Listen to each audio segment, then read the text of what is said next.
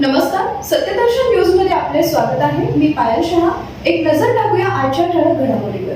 15 जानेवारी पूर्वी विमान सेवा सुरू न झाल्यास सोलापूर विकास मंचच्या वतीने आंदोलनाचा इशारा।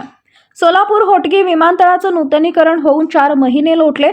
22 डिसेंबर पासून विमान सेवा सुरू होईल असं सांगण्यात आलं, पण कशाचं काय? या साऱ्या फसव्या घोषणा होत्या। निवडणूक निमित्तानं सोलापूरवासियांना गाजर दाखवली गेली अशा संतप्त प्रतिक्रिया सोलापूर विकास मंचच्या वतीनं करण्यात आल्या।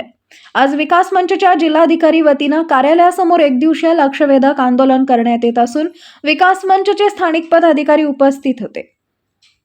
यापूर्वी सोलापूरसाठी मंजूर झालेले अभियांत्रिकी विद्यालय असो, IT सेंटर असो यांच्या केवळ घोषणाच झाल्या। सोलापूरकरांच्या नशिबीत टपली मार आली, याला सर्वपक्षीय नेते मंडळी जबाबदार आहेत असं मंचचं म्हणणं आहे। येत्या 15 जानेवारी पूर्वी विमानसेवा सुरू न झाल्यास बेमुदत आंदोलनाचा इशारा देण्यात आला। सोलापूरची विमान सेवा आहे सुरू। सोलापूर विकास मंचचा, सोलापूर विकास मंचचा। केंद्रीय नागरी उड्डयन राज्यमंत्री श्री मुरलीधर अण्णा मोहोळ साहेबांनी सोलापूरमध्ये पत्रकार परिषद घेऊन